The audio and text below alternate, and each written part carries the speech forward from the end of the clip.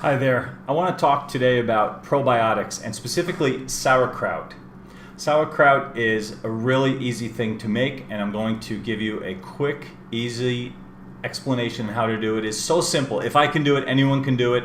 It's beyond easy. When you see how easy it is, you probably think that can't be it. There must be more to it. But there are a few important things and tricks or steps that you have to do in the right order in order for it to turn into sauerkraut. And this goes for all fermented vegetables. You can do this with basically any vegetable, it seems, almost any vegetable, if it has a certain kind of like crunchiness and texture, the way cabbage does.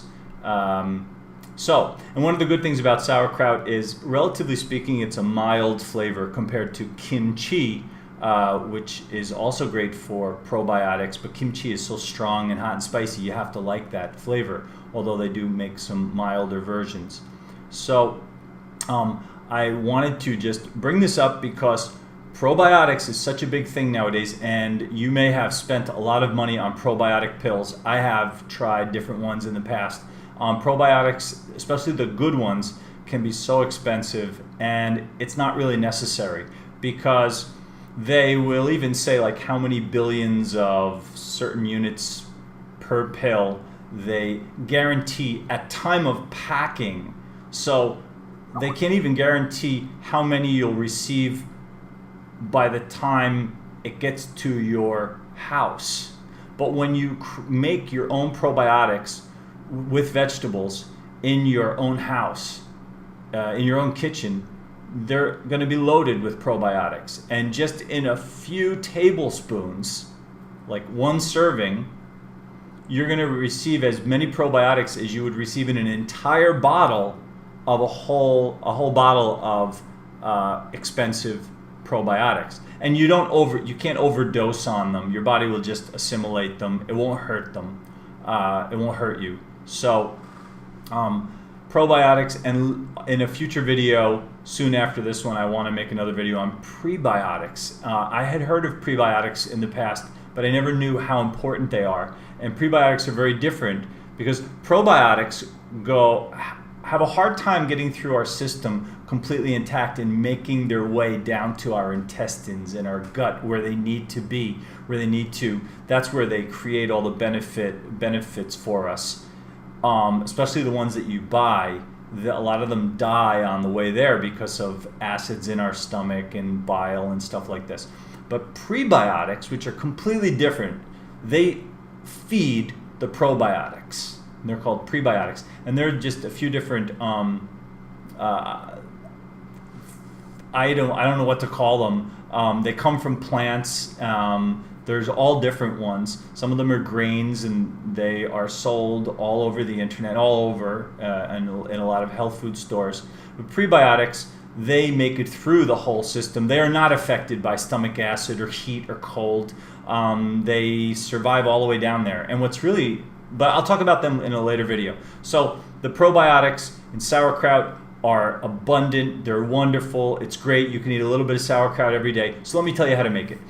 Get yourself a green, normal, typical green head of cabbage.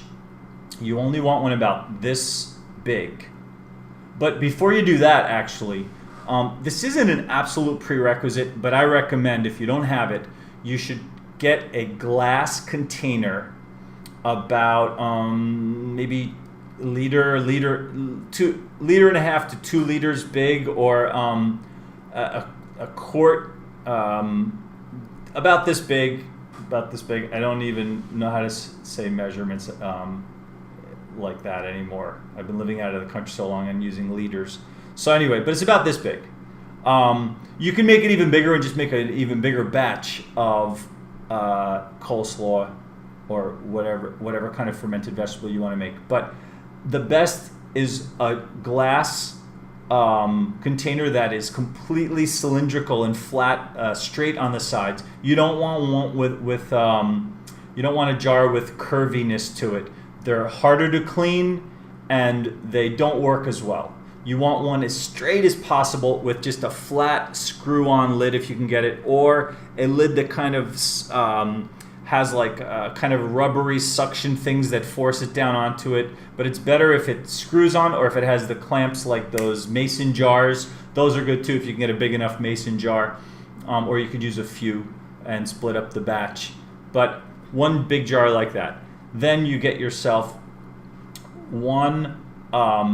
Now I know that green cabbage, just plain green cabbage, can come in some really big heads, but you don't really need a very, very big one. Probably a smaller one, but one about this big, right? So not quite as big as a bowling ball, a little bit smaller, not maybe like a small volleyball. And you want it to be dense. You don't want it to be soft and mushy. You want it to be as fresh and healthy and kind of feel dense, like it doesn't have much give when you try to squeeze it. Okay, you take that, peel off the outer leaves. The other ingredients, first of all, are going to be sea salt, if you can get it. Sea salt. In a pinch, though, you could use any kind of salt, but sea salt is the best. And then a sharp knife, a cutting board, the jar. That's it. You don't need anything else. It's really just two ingredients. It's the cabbage and sea salt, and your bare hands and some strength and determination to do this. So you take the cabbage, you peel off the leaves that don't look so nice on the outside, you cut it in half, and then cut that in half again so you have a quarter. Now you just want to very patiently slice down and cut it as thin as you possibly can across the grain so that it's like hairs. You just cut it really, really small. Now you don't have to. You can leave it in big chunks if you just don't feel like doing all this work. But the sauerkraut comes out a lot better, tastier, nicer to eat, because you're going to be eating this every day if you want to be getting your probiotics every day. So it's better if you cut it really super thin. So be careful, but you need to have a good knife, nice sharp knife, and just be careful. Tuck your fingers under and just cut really nice and slowly and get as thin as you possibly can. As this cut up cabbage is accumulating, put it into a nice big bowl. You're going to need like a nice big bowl to mix this in, something about that big, because when you cut it all up, that cabbage head is going to turn into this huge mound of sliced up cabbage. Okay, so once you have it all cut up nice and thin, and chop it up really, really thin like that, take 2 tablespoons of sea salt. Now, if your cabbage is really small, then you might want to just use 1.5 tablespoons of sea salt. This part is pretty flexible, so you don't have to worry about any exact amount of salt, because in some recipes, you can even look up recipes on this for this on the internet, and you'll see it's like 1 to 3. But 2 tablespoons of sea salt seems to work pretty well for a small to medium size head of cabbage. So you take the sea salt and you just sprinkle it all over the top of that sliced up cabbage. And now set your watch for 10 minutes and just start kneading it like as if it were, you're just mixing it with your hands. Now you can do it with some kind of mixer if you want, not an electric mixer, but something, so if you don't feel like using your hands. But the best way is to just mix it with your hands and just turn the bowl and mix and turn and fold it over and just keep massaging it, and you're going to see that it starts to sweat and like produce its own juices. But you just want to mix that salt and keep massaging it. And what you're doing is you're breaking up the fibers of the cabbage and you're softening it. And as you do this over and over again for 10 minutes, you're going to just make all of that cabbage go from being kind of crunchy and hard to being a soft, flexible kind of fibers. And you just mix it all like that for 10 minutes straight, and then you'll see that it completely reduces. That big pile of cabbage is going to go down about this much, and it'll have a lot of liquid in it. Don't throw that liquid out. You need all that. That's the brine, and that's going to help it to ferment and become sauerkraut. So once you have it all mixed up, take it and put it into a very clean jar. Make sure that jar is completely cleaned out, nice and clean. And then you just put it in there and you pack it down as you put it in. If you have some kind of like the old kind of potato mashers, and if it fits in that jar, in the head of the jar, then that'll be good in the opening, and then you can just push it down, or just use your fingers, or use a spatula, or use something, but you just want to pack that all down until the whole jar is filled up. But you want to leave about this much space from the top to the surface of your pressed down cabbage. Now there should be liquid on top of that. Now you might have too much liquid. You can take some of that liquid and put it off into a separate cup and then refrigerate it. But you just want to push that down, and you don't want to you want to keep as much of the liquid in there as you can, but you still need to, even the liquid has to be a good inch from the top of the jar, because this whole thing is going to want to expand as it starts to ferment.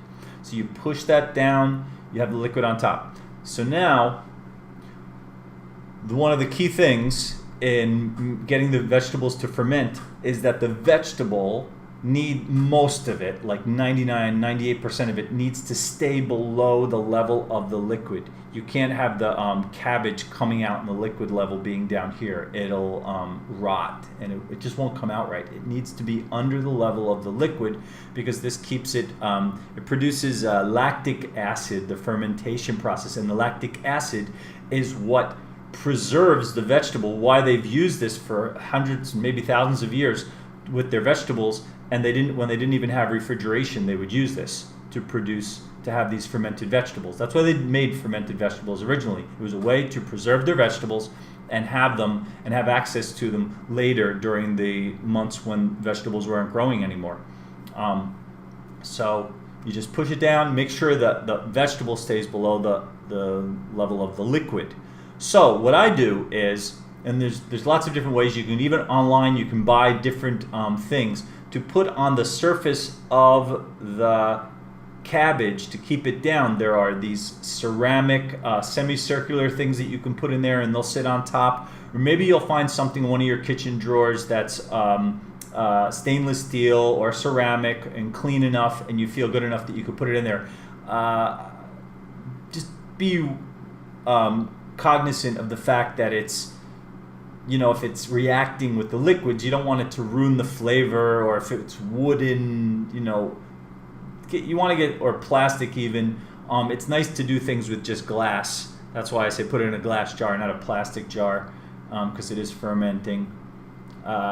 So what I do is I take a zucchini, but you can do this with any firm vegetable, maybe even carrots, but with zucchini it works well, because you take a zucchini or a squash, and then I cut it in half, and then I lay the two halves on a table side by side, and then I slice just a little bit of an edge off of each of the two sides of the zucchini so that they fit together perfectly flat, right? Because if you cut a zucchini in half and then you put it side by side, it's not going to fit because it's kind of roundish. But if you cut a straight line with a nice big knife, it's going to make a flat line. And then I take the lid from the jar and I lay that on top, and then I cut off and I trim off the extra zucchini so that the zucchini would fit perfectly in the lid, which, if your lid is the same circumference and diameter as your jar, then it should fit in there inside the jar. But you might just have to trim a little more. So then you have these two semicircles of zucchini, and then you fit them into the jar on top of the surface of the pressed down cabbage, but the liquid should still come up over even the zucchini. But you're keeping the cabbage underneath the liquid, and you use the zucchini to do it this way. You can do this, sometimes you can do this with spare, sometimes they'll do it with spare, like the cabbage leaves that you peeled off at the beginning of this process. Don't throw them out, you can put them in there. Any kind of vegetable to keep it down. You want to just push down the cabbage, and then eventually you'll just throw these out. Some people might say, well, why, they might get fermented too, why not eat them? You could if you want, but I usually I throw them out. But you'll see that, screw the lid on or get the lid on there, however, and then you'll see that the next day, just keep this on the counter in your kitchen. It's finished and it's ready now. You just put it on the counter in your kitchen in a not too hot place. You don't want it to be purposely near heat. But it doesn't have to be in the coldest place, and don't refrigerate it. Definitely don't refrigerate it. You want it out. And you'll see by the next day that it starts to bubble up. But, one of the things is, put this jar in a bowl.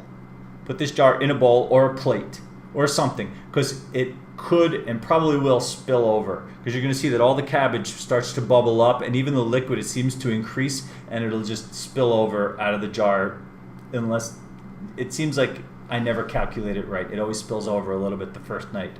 So after that, it kind of settles down, but push the cabbage back down and readjust it if you want. You can take out the zucchini or whatever you've used to press it down, push the cabbage back down, and then get it in there again. And you'll have to do that for about 2 or 3 days. And during the first 2 or 3 days, it's going to be bubbling up. If you listen closely, you hear it like kind of producing bubbles. It should be. If it's not, you did something wrong in the original process with the salt and the massaging it for 10 minutes. So, because even if it's sticking out of the liquid, which is wrong, it'll still ferment. It's just that the top will get kind of rotten, and that'll upset your stomach. So that's why you have to keep the cabbage underneath the liquid, so that you don't get sick or anything from it. And just do that for a few days. Don't purposely get rid of that liquid. That liquid is good. You're going to need it in there. And then even by the 3rd or 4th day, I start to eat some of it. It doesn't have the good sauerkraut flavor yet, but it's because I want to get the probiotics. And it already does start to have the probiotics. It starts to ferment. Once it starts to ferment and it starts to produce those bubbles, it's got probiotics in it. It's starting to produce probiotics. Now, people who make sauerkraut will leave it for weeks, for months, for such a long time. But after about 3 to 5 days, you can take the zucchini out, and you'll see that the cabbage, it doesn't produce as many bubbles. You can just push it down, and the liquid should mostly stay on top. Now, if you don't have enough liquid, you can add some water to it.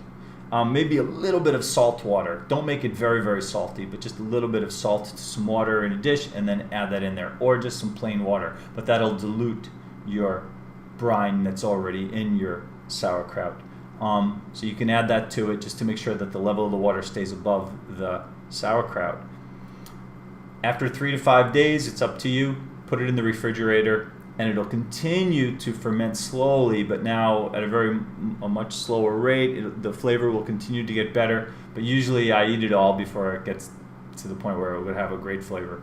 So you can make a huge batch if you want, and that's how they get a really good tasting sauerkraut. But it tastes pretty good making it like that. It's so simple, it's so easy, it's just like that. But keep it in the refrigerator after that, and then just eat a little bit each day, like 2 tablespoons a day or 1 tablespoon a day to get used to it.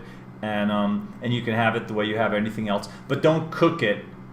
If you cook it like sauerkraut, it will kill off all the probiotics. So you eat it cold, and you eat it just like that. So sauerkraut that you buy and you cook, and it's with hot dogs and stuff, that probably doesn't have any probiotics in it. I don't know. I haven't tested it. But what I've heard is once it's cooked, you kill off all the probiotics. So that's why you need to make your own sauerkraut. Store-bought sauerkraut isn't going to have it. But you can still have hot dogs if you want, and then have this sauerkraut on the side, and it tastes great. So that's how you get your probiotics. You're getting, just in 2 tablespoons, you're getting probably as much as you get in a whole jar of expensive $80 a bottle probiotics that you buy somewhere. And you know that it's fresh and the probiotics are there because they're right there then, right in your refrigerator or on your counter. You can try this with different vegetables. I haven't. I've only tried making kimchi before, and that uses Napa cabbage. I don't think this sauerkraut would work well making Napa cabbage. I don't know what it would come out to be like. I know Napa cabbage works pretty well for making kimchi, of course. So look for my video. Hopefully I'll be making one about the prebiotics. I want to talk more about those, what they are, which ones you can get, and why they're so good for you. Please remember to subscribe to my channel and give me a thumbs up. I hope you enjoyed this, and I hope it works well for you, and I hope your gut is healthy and you're feeling better if you're fighting off and trying to keep Candida away, as I am. I wish you well.